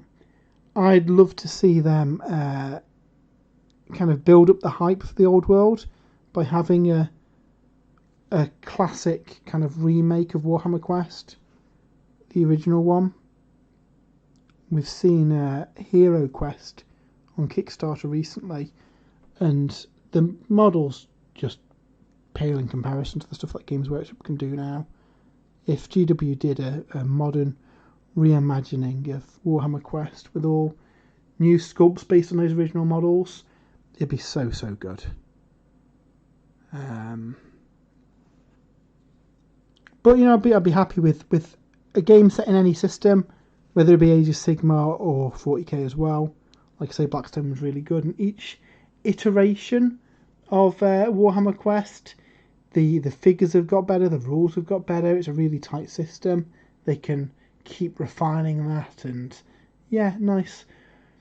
There's definitely a place for the kind of like more niche board game stuff from Games Workshop. So I hope we see another one, because I think that'd be really good. Okay, so we've done that. We're going to go with some agrax on Ripley's jacket, her hair, and the khaki of Hicks's uniform. And then we'll go in with a blue on Ripley's uniform and a green on the green camo areas. And then we'll go back with the khaki, with the camouflage later when that's done. So Vortex mixer is great for contrast. Probably a totally frivolous purchase, but I love toys for my toys. Vortex mixer. Oh, is that a paint mixer to shake them up? Yeah, they can be handy, especially when paints get a bit old and gunky and you need to add a little bit of medium and give them a proper shake. Jason says Lord of the Rings quest. I highly doubt it. I don't think they'd be able to, based on the licensing conditions. Also, I think that's more suited for, I don't know, there's a lot of kind of board games like that, and I think the Lord of the Rings licensing piece is a bit of a minefield. I believe Games Workshop can do like miniatures games. I'm not sure if something that'd be classed as a board game they'd be able to do.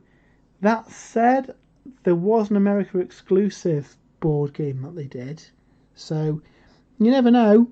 I wouldn't count on it myself though. I'd buy it if they did one. Right, so let's do some Agrax Earthshade on her leather jacket. Just bring the colour of that down a little bit. Yeah, I have to say, I've really enjoyed painting these models. They're something a little bit different to paint, isn't it?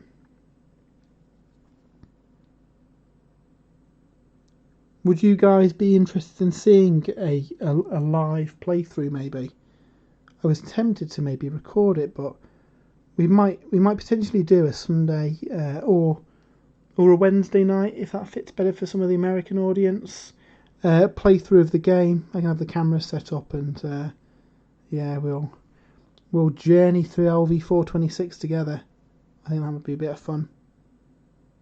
We with the magic of remote playing as well, we could probably get Jay and Dave playing it remotely that way as well. Who needs tabletop simulator when you've got actual miniatures? That's what I say. So, I think her hair is a tad too light. So we'll see how this dries, and then we might go back with another darker wash over this. I seem to remember Ripley having quite dark hair.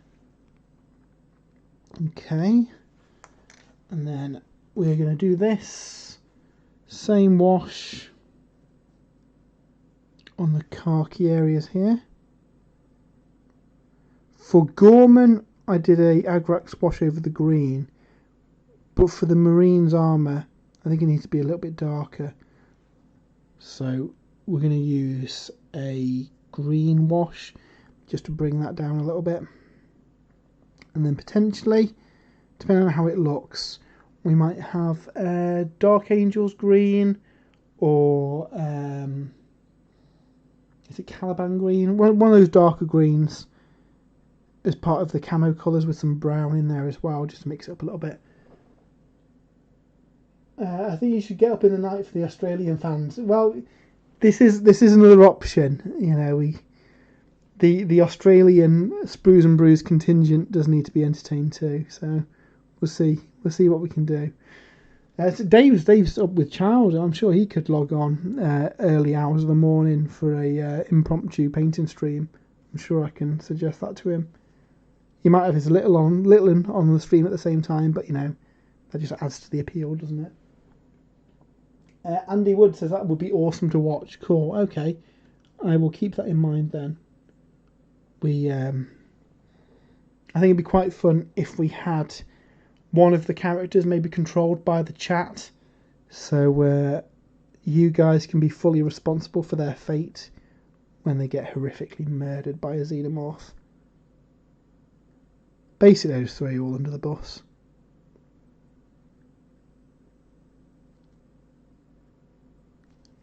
But yeah, I'm tempted to go back and paint some of my other kind of board game miniatures. So, Mansions of Madness, I'm a big fan of. They're very much board game miniatures. The sculpts are not nearly as nice as these, but that's a great scenario for using contrast and just getting some basic colours on them. So they're a bit more interesting than just a plain plastic miniature. It always appeals to me having a few more colours on there. So yeah. So we've got the browns down. We'll let them dry. We need to go in with. Let's put a bit more on this side. There we go. That looks a better colour. So how's the camera holding up today? It seems to be losing focus occasionally. That looks okay now, doesn't it? So we'll go in with a green wash, I think, on the armour. Now, I made a rookie mistake and not had a green wash out, so let's just roll over to me drawer and get some out. How does everyone else in the chat store their paints? I know Jay's gone from the extravagant storage solution of a box to a bloody carrier bag. And I think you've actually got a proper paint setup now, haven't you, Jay? I have some a wheeled unit with sliding drawers that I got from Hobbycraft. Other hobby shops are available, and it's the perfect height to hold a large pot from Games Workshop. So it works really well. I have a tray at the top where all my hobby tools are. I have a tray with all my basing materials, and then airbrush, contrast, base, layer, washes, and the other trays going down. It is very full at the minute, so if Games Workshop release another range of paints, I'm going to have to reshuffle this again.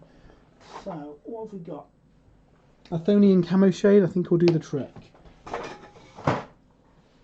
I've also got my precious glazes in in another tray at the bottom, and my basting powders, weathering powders, along with a smattering of some other paints from other paint companies. I think I said last week I've only really used Citadel paints. I've used Instar for a couple of colours that are discontinued. They used to do, I think they've stopped it now, a colour match range of some old GW paints. I've used some Vallejo stuff, but I didn't really take to it. There's a lot of hype online about Vallejo and how it's amazing, but I get on better with the Citadel stuff. Partially again because I can just go to the shop, the Games Workshop, and pick up some Citadel paints after work, where some of the other suppliers have got to order them online, which isn't the most convenient. Though obviously at the moment we're all in lockdown, so it doesn't make much difference anyway. But yeah, I do like having some nice storage solutions set up for the paints. Makes it easier to find them and get the paint that you need quickly without having to rummage through, a box of paints or something. So Jay is setting up some spice racks above my new painting station. Yeah, that's a really good option. I used to have Amazon sold some like nail varnish holders, which were exactly the right depth to hold Citadel paint pots. I used to have them, but the problem I found is they took quite a lot of space on the top of my desk, so it was easier having all my paints kind of in my drawers, and then I tend to have like what I'm using for a project out on the desk at a time. Daniel has a nice rack system. I'm running out of space though. So I don't know if anyone's tried the Games Workshop released some paint racks that are designed to fit their paint pots, and they fit into the kind of storage cases, so you can pack all your paints away that way. But they also have screw holes, so you can screw them to the wall. And yeah, they look pretty good. Has anybody tried using them? Because I think that'd be a good way of capturing some space, because the wall in front of you you're probably not using, especially on your paint desk. If it's a permanent setup, that might be a good way of storing it all. If I hadn't have got my big paint holding rack thing that I've got, it'd probably be something that I'd look into myself, because I think that's quite a slick way of doing it. Plus you can see obviously the tops of the paint pot, so you can see what colours you've got. Pretty good way of doing it, I think. Daniel Watson, I like scale 75 metallics, but use Citadel for everything else. I agree, I don't get the hype for Vallejo. So I think unfortunately there's a lot of people online who will bash GW just for being GW. People as well really don't like the fact that Games Workshop paints aren't dropper bottles. Again, personally, it makes no difference to my life. Even with airbrush paints, I'll just get it out with a brush. I've found some of those dropper bottles tend to clog really badly and are a pain to clean as well. So whether that's part of my ambivalence towards them, I'm not sure. Scale 75 I've heard really good things about for the metals. I am open to giving those a go, and I've heard good things about the Vallejo airbrush paints. But again, I've got the full Citadel airbrush range. I was lucky enough to get that as a present when I got me airbrush from my parents, and the great thing with that is that I can just colour match the air colours to the standard colours, where with other ranges obviously you've got to you're never going to get the colour exact, are you? You're always going to have to try and match the colour somehow. I find it much easier to be able to, spray something in Mephiston red than be able to go back in with a Mephiston red base and touch it up. That's just me though, obviously people have got their own painting styles, paints that they're comfortable with. Your mileage may vary as ever, but personally, yeah, I've always used Citadel, probably always will use Citadel. And that's not me just being a GW fanboy. It's just what I'm used to, and I like the paints. They're quite vibrant, and you know, with all the paint guides and stuff, with the Warhammer TV guys, I can just pick up the paints that I need based on that. Obviously, super interested in what other people's opinions are of other paint ranges, though. Yeah, it sounds like a potentially good blog post, doesn't it, in the future? What paints do we use and why? Cool, so that's the green down. That looks a lot better than the just the base colour did. We'll go in with the Reichland flesh shade for the skin. And then I think we're nearly done for the day, because we'll have to wait for these washes to dry. But yeah, really happy with how these are going.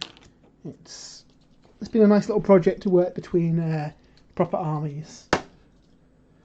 So, Daniel Watson, I've got a friend who has them. It's a very expensive way to go. What's this? Vallejo? Or the paint racks. Maybe this is the paint racks. I think they are a lot more expensive than spice racks or nail polish racks that have been mentioned previously. I'm running out of Reichland flesh shade as well. And you always find that as soon as you've done a massive like Games Workshop order, you find that you've got half a dozen paints that you need to restock. I think the problem is I usually just pop to the Games Workshop and buy the paints that I need. But obviously in the UK we've got some restrictions now with lots of non-essential shops are closed. You can only really go out for work or for food shopping. So unfortunately in the UK GW stores are closed at the minute. So I've had to try and remember to add paints to my GW orders when I do them. First world problems, eh? Luckily I picked up some spray cans before the shops closed. Because, yeah, there's nothing worse than having a load of models to spray and not having the spray paint for them. So yeah, even with the wash, the detail on this face is starting to come out a little bit now. Yeah, I'm pretty happy with him.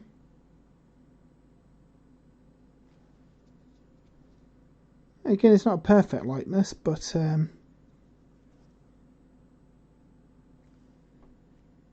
it looks enough like Hicks to do blind, doesn't it? Also, we're going to go in and add some highlights and stuff for his face, and we'll add some red glaze to add a bit more texture to it. But yeah, I'm pretty happy with him so far.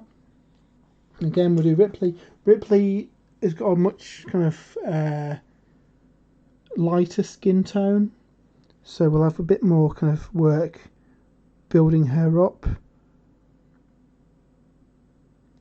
But I find that just a bit of Reichland flesh shade just adds a bit more kind of depth to the face and a bit more colour to it. And again, we'll go in with some... What I normally do is with the red glaze, kind of in the recesses of the face. In fact, I wonder if you can see better on Horus. Get Horus out. Again, hopefully you can see him okay. So on Horus, I added kind of red under the eyes, on the bottom lip, and then kind of in the recesses, so where his kind of sunken cheeks are, just to add a bit more kind of depth to the face. I use it in any creases as well. So you see the creases in his forehead. I've painted in some red glaze, and then in the ears, under the nose, anywhere there'd be a natural kind of skin variation to the colour, and then I go back in then with the highlight colours to just build up the structure. Obviously this is a much more detailed sculpt than these alien miniatures, so I'm not going to be able to pull off quite that effect on these, but I should be able to get something half decent on them. It just makes them look a little bit more makes them look a little bit more realistic, I find. One of my favourite quotes from Chris Peach of Warhammer TV is faces and bases make aces, and it's true. If you've got a model and you put, say if it's got a average paint scheme over the rest of it, you haven't gone completely to town, giving everything 3 levels of highlights and super sharp detail, but you go the extra mile on the face and on the base, your eyes are drawn to them naturally, so it can make the model look a lot better. So after hearing that, that's something I've been trying to do. So make sure that the base is well painted with lots of detail, lots of like foliage and rocks, and just mixed up a little bit, and then trying to go a little bit more detailed on the faces where I can, and spend the time on that rather than trying to do a million edge highlights. I find that works better for me for the models. Cool, so that's that. We'll go in with a bit of a blue wash on her blue uniform as well, which again is probably in my paint rack somewhere, so 2 secs while I grab that out. How is everyone getting on? I can't believe we're nearly streaming for 2 hours. Has everyone enjoyed the show? Krakenhoff nightshades are blue purple, I think. Yeah, that'll do. It's an old pot, small pot of wash.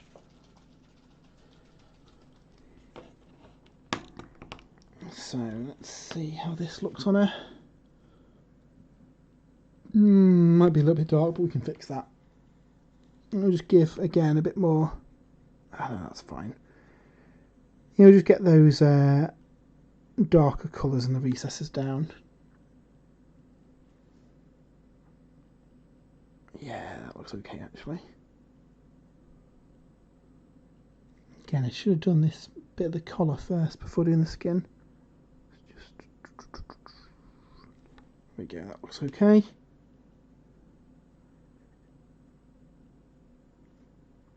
And to be fair, if you're doing this yourself and we're just worried about playing the board game, you could probably get away with just doing the base colours and a wash on these. I am going to go back once these are dry and add some highlights to them, just because it helps the model pop a little bit, but you certainly get on fine with just a wash if you wanted to do that. And there we go, there is Ripley, ready for some highlights once that's dried. Daniel, it's helped me get through 2 hours of the night shift. Sunday is always the worst night. Well, I'm glad that we managed to keep you company on your night shift and get some hobby in.